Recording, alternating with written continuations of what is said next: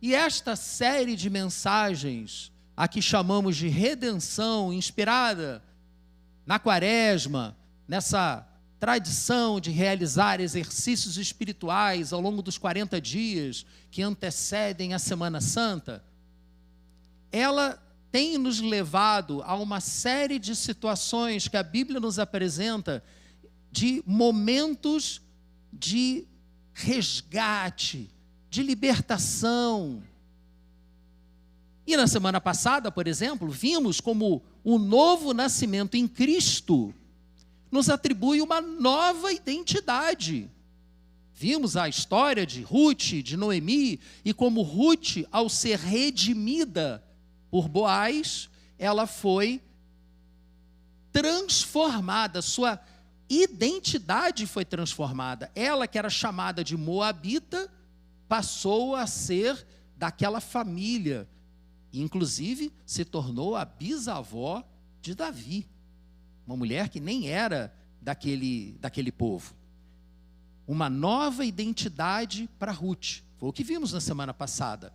E a comparação, a aplicação prática da mensagem às nossas vidas é que nós também recebemos uma nova identidade quando nascemos de novo pela fé em Jesus Cristo como Filho de Deus, graças ao perdão dos nossos pecados que Ele nos oferece.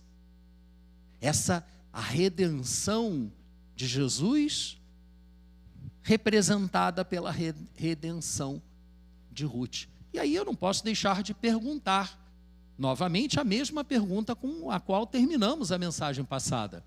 Qual é a sua identidade? O que te identifica? Quando lhe perguntam, quem é você? É o seu nome? É a sua profissão? É a sua família? É o seu time de futebol? O que é que te identifica? E a identidade de Deus, qual é a identidade de Deus? Deus é amor. João diz isso, Deus é amor.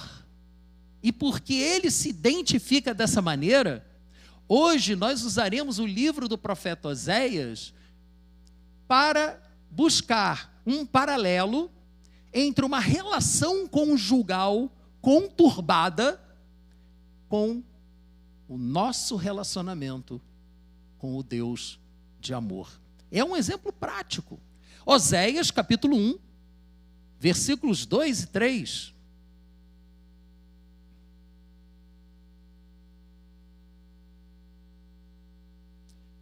Quando o Senhor começou a falar por meio de Oséias, o Senhor lhe disse: vá, tome uma mulher adúltera e filhos da infidelidade, porque a nação é culpada do mais vergonhoso adultério, por afastar-se do Senhor.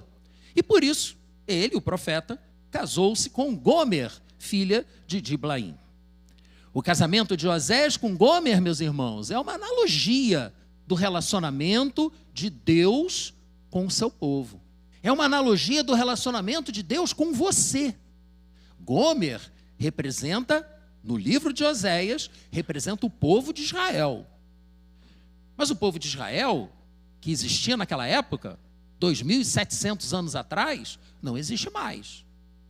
Então por que nós lemos esse livro? Apenas por curiosidade histórica, filosófica, teológica? Não.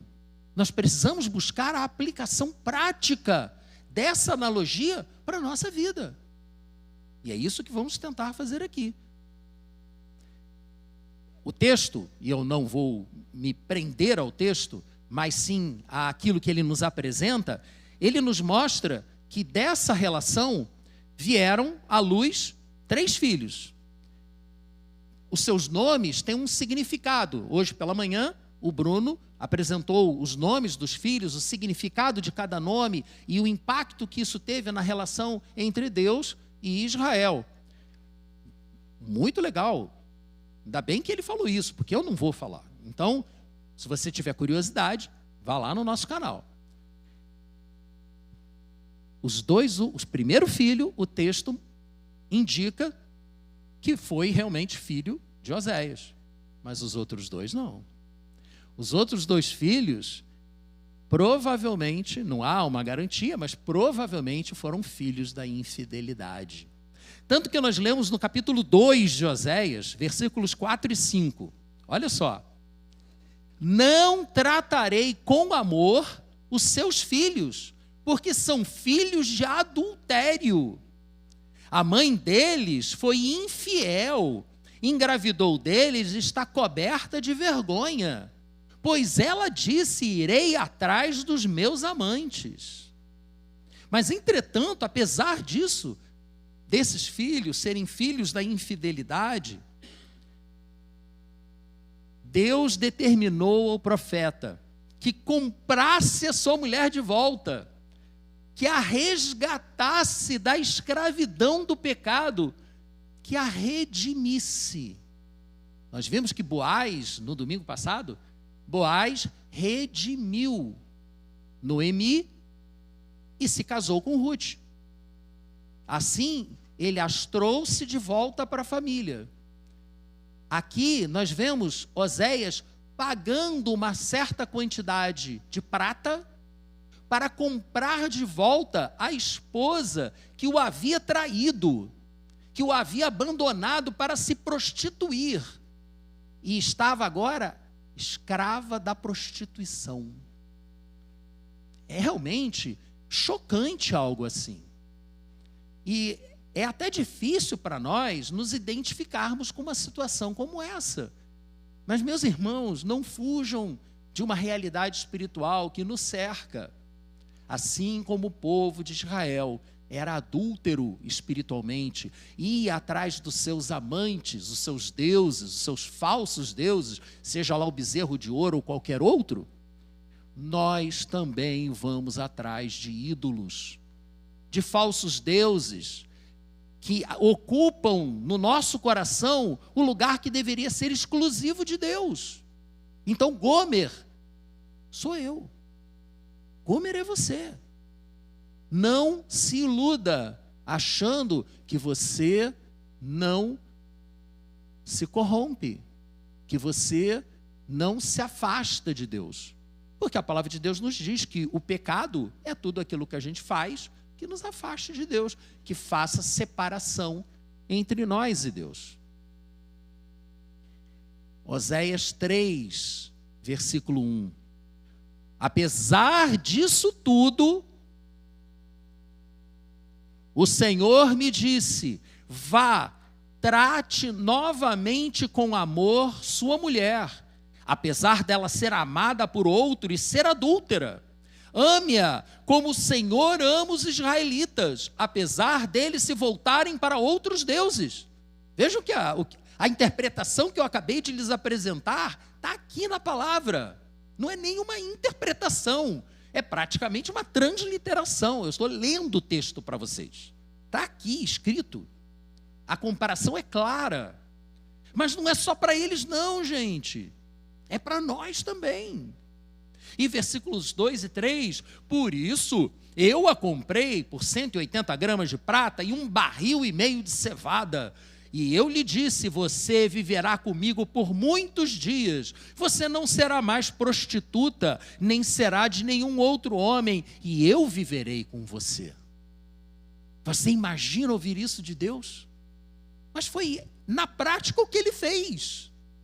Quando ele enviou o filho dele para morrer por nós, como sempre nos lembramos do versículo mais conhecido da Bíblia, João 3,16, porque Deus amou tanto o mundo, que enviou o seu Filho unigênito para morrer por nós, para que todo aquele que nele cresce não pereça, mas tenha a vida eterna.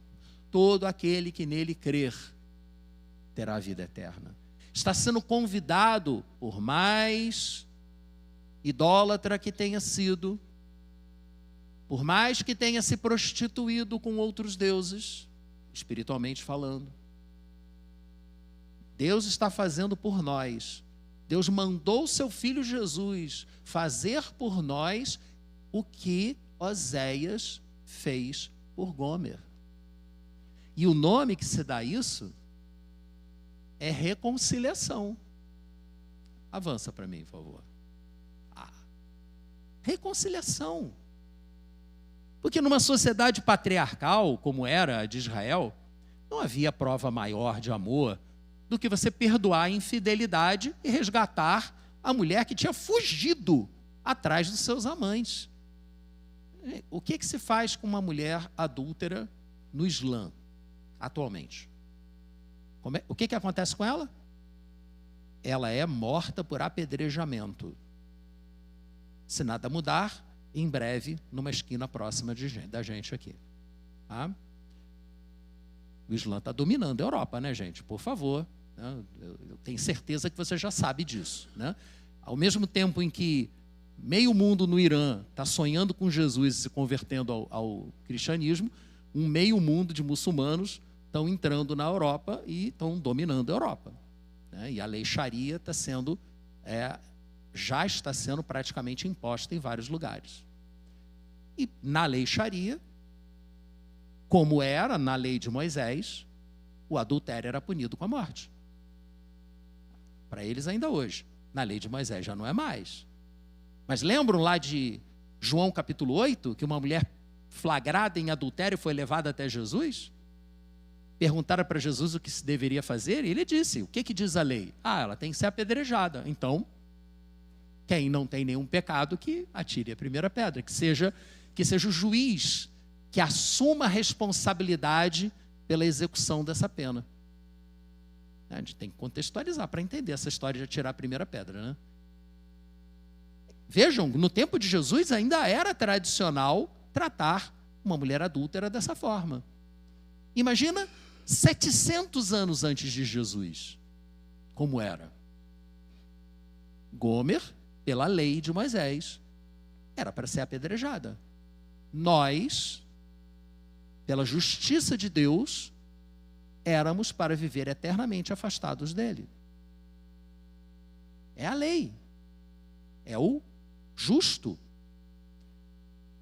Mas para que nós não fôssemos apedrejados, para que nós não vivêssemos eternamente afastados de Deus, Jesus foi lá, veio aqui, na verdade, e nos redimiu.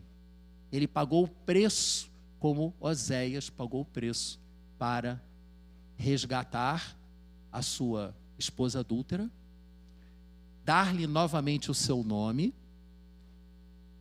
e que houvesse reconciliação. É isso que Jesus veio fazer por nós. Porque o nosso Pai, o nosso Deus, é amor. É muito difícil, gente. É muito difícil realmente entender isso. A gente sabe, a gente, de forma literal, até compreende, mas entrar em nós. Não é difícil perdoar um adultério? Humanamente falando, raros são os casamentos que sobrevivem ao adultério. Raros. É muito difícil. É necessário amor. Mas Deus é amor. E aí eu lhe pergunto, como é que você se sente ao perceber que Deus te ama tanto a ponto de querer se reconciliar com você, querer receber você de volta, para andar com Ele, para viver com Ele, para receber o nome dEle? Como é que você se sente? Você terá a oportunidade de pensar nisso, de meditar sobre isso, enquanto estivermos participando da ceia do Senhor, que é justamente um memorial do que Jesus fez para nos resgatar, para nos reconciliar com o Pai. E o casamento de Oséias e Gomer, o casamento em si, não é mais citado no livro do profeta Oséias. Ele parte apenas para a aplicação daquela analogia, mas a ideia permeia tudo o mais que Oséias vai apresentando no seu livro. E aí a gente tem que entender essa analogia. Não, Leonardo, não precisa, eu já entendi.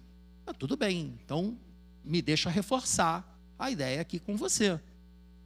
Primeira coisa, qualquer tipo de idolatria, eu chamo esse momento do momento e daí. Já me ouviram falar isso? Tá bom, entendi isso tudo que você falou. E daí? De que maneira que isso se aplica à minha vida? O que é que isso tem a ver comigo? É o momento e daí agora. Qualquer tipo de idolatria é infidelidade espiritual, é uma prostituição espiritual e vai te afastar de Deus. Se você for atrás dos deuses falsos desse mundo, você está adulterando espiritualmente. Você está substituindo Deus que te ama, que provou o amor dele por você, por algum outro Deus, que é falso, que vai te deixar na mão, como eles sempre deixam. E vejam que foi exatamente isso que Oséias passou a fazer a partir do capítulo 4. Lá no capítulo 4, vem uma acusação contra Israel.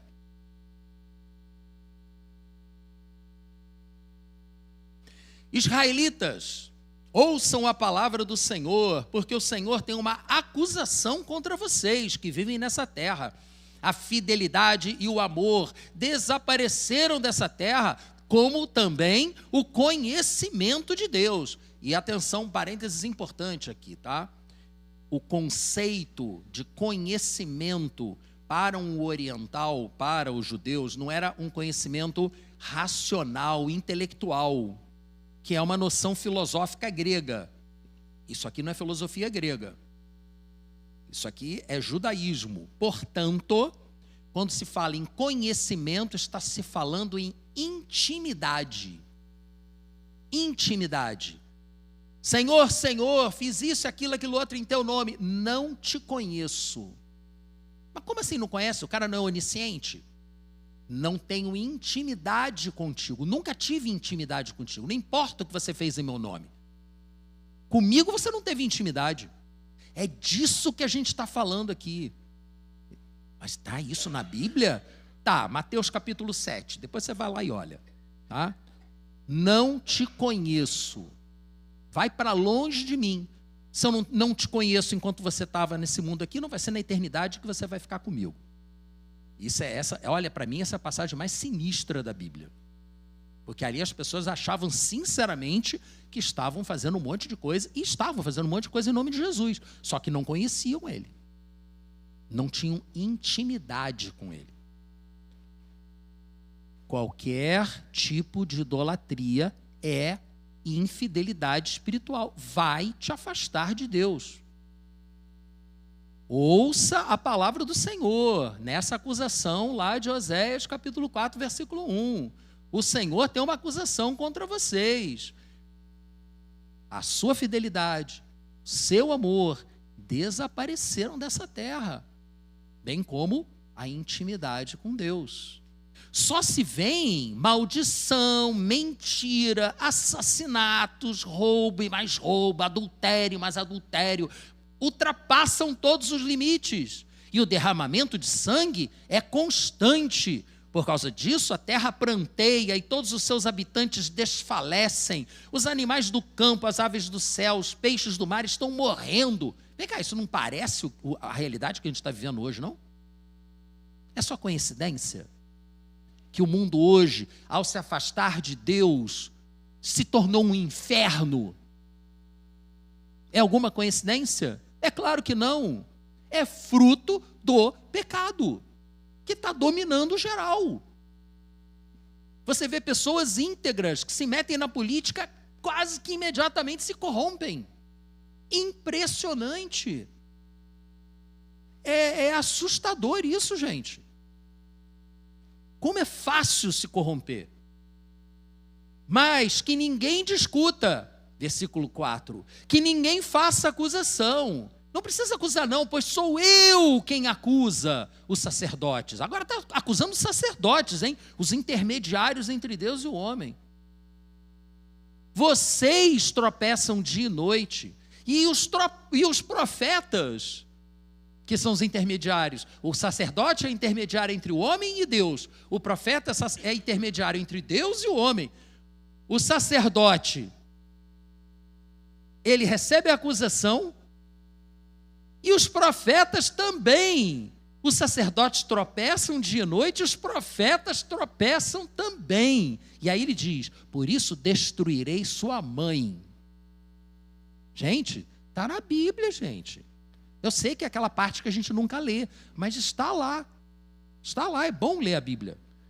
E aí, no versículo 6, meu povo foi destruído por falta de conhecimento, por falta de intimidade com Deus. Não é conhecimento de decorar a Bíblia, não, gente. Você pode decorar a Bíblia e mesmo assim não entender nada, não aplicar nada.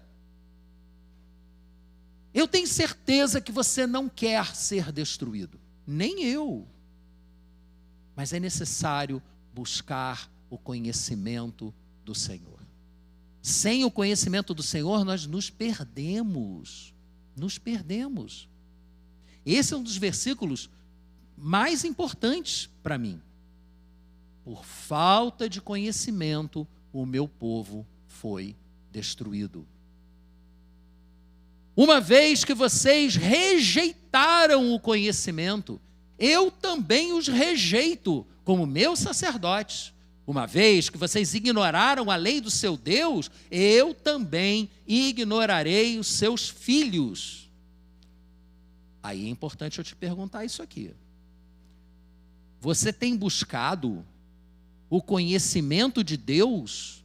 Você tem buscado aumentar a sua intimidade com Deus? E olha que a gente está aqui na quaresma, hein? Incentivando o jejum, a leitura da Bíblia, o estudo da palavra, a meditação, a generosidade. A gente está aqui chamando sua atenção para isso.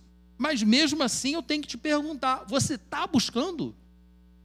Você está buscando conhecimento? Intimidade com Deus? Ou você tem corrido atrás dos valores desse mundo?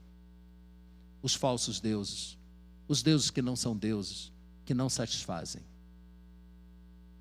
Gente, a escolha é sua. A minha escolha é minha. Eu escolho o que eu vou fazer com o meu tempo. Você escolhe o que você vai fazer com o seu.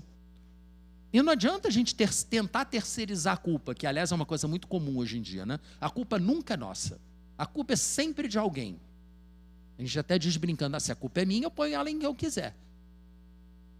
Gente, não adianta tentar fugir. Não adianta, é loucura. É como uma criança tentando se esconder dos pais, colocando a mão em frente aos olhos, porque a criança não está mais vendo o pai e ela acha que o pai não está vendo.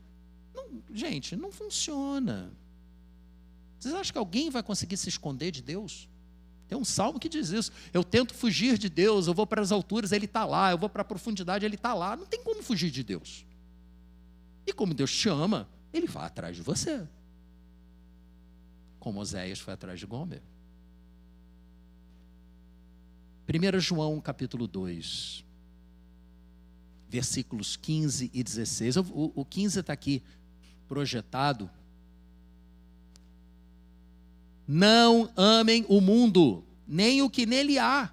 Se alguém amar o mundo, o amor do Pai não está nele. Pois tudo o que há no mundo, a cobiça da carne, a cobiça dos olhos, a ostentação dos bens, não provém do Pai, mas do mundo. Essa é a atitude da idolatria. Essa é a atitude da prostituição espiritual. Esses aqui são os deuses desse mundo. Cobiça da carne, cobiça dos olhos, ostentação dos bens. Foram essas três aqui, as três tentações que Jesus enfrentou no deserto, nos seus 40 dias no deserto. Essas três aqui. Elas representam todas as tentações pelas quais passamos, às quais somos submetidos. Esses são os nossos ídolos. E muitas vezes nós corremos atrás deles. Nós, prostrados, adoramos ao inimigo para ter acesso a todas as riquezas do mundo. Ou nos lançamos do alto do pináculo do templo, na confiança de que Deus vai nos segurar, quando Ele não mandou a gente fazer isso. tentando ao Senhor. E a gente paga um preço alto por isso. Sempre há algum sofrimento. Essa é a primeira questão, a idolatria, que é real e que nos afasta de Deus. A segunda questão é que esse afastamento, gente, hoje de manhã o Bruno disse isso, o pastor Léo sempre diz que para tudo que você faz haverá consequências. E eu vou dizer de novo, não tem problema de me repetir, porque isso é importante. Se precisar desenhar o desenho. Sempre que você escolher algo, haverá consequências. Poderão ser boas ou ruins, mas haverá consequências. Um versículo que diz, não se engane o homem, de Deus não se zomba. Tudo aquilo que o homem plantar, ele colherá. E vale para a mulher também, tá? Não, é só o homem. Não literaliza quando não tem razão de ser. Nosso afastamento de Deus traz consequências e exige reconciliação. Se a gente se afasta, a gente precisa se reconciliar. Gomer sofreu as consequências da sua infidelidade. Fugiu de casa, dormiu com vários homens, se prostituiu, acabou tendo que se vender como escrava sexual. Ela foi comprada de volta. É porque ela já pertencia a alguém. Deus avisou Israel, como lemos aqui, não lemos tudo, tem vários outros avisos de Deus para Israel, dados por meio do profeta Oséias, que Israel iria sofrer por conta da sua infidelidade. Mas o livro do profeta, além de trazer essa advertência para o povo de Israel, que cabe para nós também, né? Aliás, esse versículo de Oséias é muito interessante, está em Oséias, olha só que bacana. Oséias 8:7, semeiam vento, colhem tempestades. É uma outra passagem, e está no próprio livro de Oséias, nem estou trazendo de fora. É o versículo que simboliza exatamente esse segundo ponto aqui. Primeiro, quando vamos atrás de outros deuses, nós nos prostituímos espiritualmente, nos afastamos de Deus.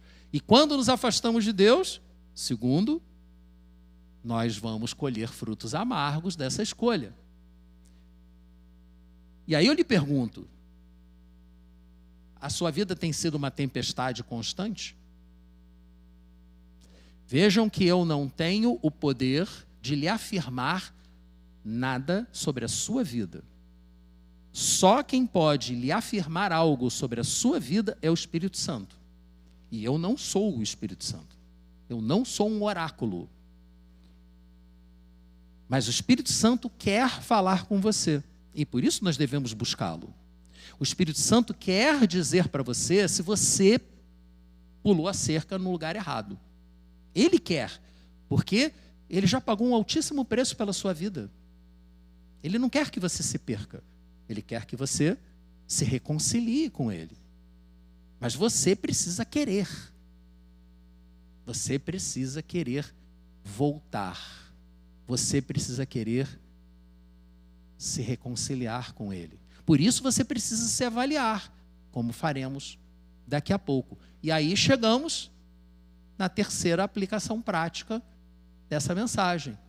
Em 1 Timóteo 2:5, nós lemos: pois há um só Deus e um só mediador entre Deus e os homens, o homem, Cristo Jesus, o qual se entregou a si mesmo como resgate por todos. Sim, é verdade que nós nos afastamos de Deus, mas Deus quer se reconciliar conosco.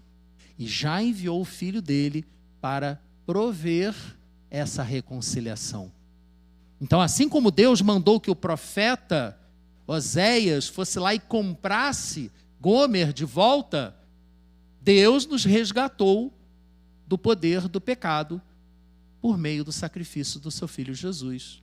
Deus nos amou, Deus nos ama, Ele quer a gente de volta. Em Oséias 6, 1 e 2, nós lemos esse chamado de Deus para os seus filhos. Venham, voltem para o Senhor. É verdade que Ele nos despedaçou, sim, as tempestades, né? Mas nos trará cura. Ele nos feriu, mas sarará as nossas feridas.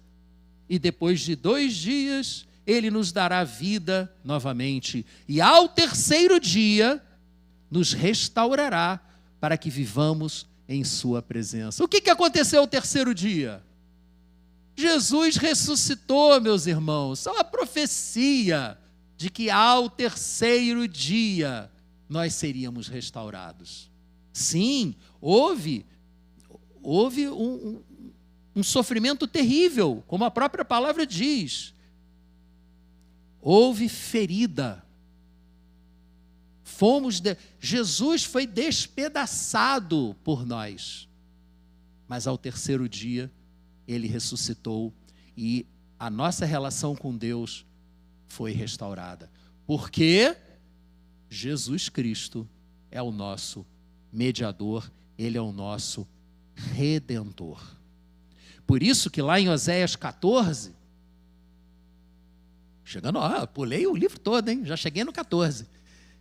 Volte, ó Israel, para o Senhor, para o seu Deus. Seus pecados causaram sua queda, mas volte. Eu não consigo evitar, quando o tema é esse, de me lembrar de Ezequiel 33:11, um dos meus versículos favoritos da Bíblia também. Por que é que vocês vão morrer? Eu não quero que vocês morram. Eu não tenho prazer na morte do ímpio. Antes, eu quero que o ímpio se arrependa e volte para que seja salvo.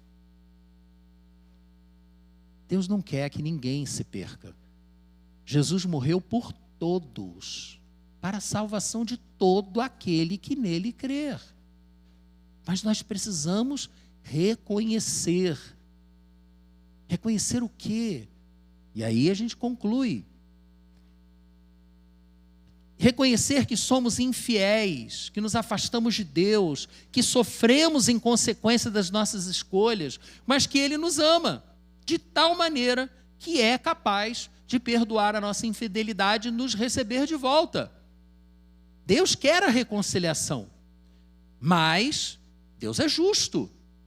Se um pecado foi cometido, é necessário que ele seja pago. E o salário do pecado é a morte. Ou você, ou alguém no seu lugar, que vai te redimir. E esse alguém é Jesus. E ele já morreu por você. E ele já te redimiu. Cabe a você crer e buscá-lo. Porque Deus te ama de tal maneira que ele é capaz de perdoar os seus pecados, de perdoar a sua infidelidade, resgatá-lo, recebê-lo de volta.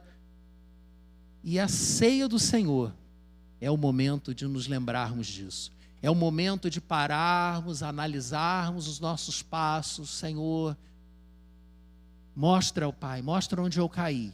Mostra o que eu fiz de errado. E pedirmos perdão.